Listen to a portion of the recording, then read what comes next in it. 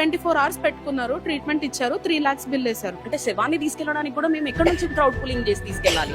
నాకు అర్థమైంది ఏంటంటే తను లేదని నాకు అర్థమయ్యింది, బట్ డాక్టర్స్ ఇంకా ఉందని చెప్తున్నారు.